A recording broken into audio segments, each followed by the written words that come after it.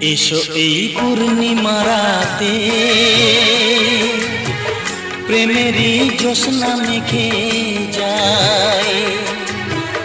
বসো এই ঘাস গালিচাতে না বলা গল্পটা শোনায়। এসো এই পূর্ণিমা রাতে প্রেমেরই জ্যোৎস্না মেখে যায়। এসো এই পূর্ণিমা রাতে প্রেমেরই জ্যোৎস্না মেখে যাই। বসো এই ঘাস গালিচাতে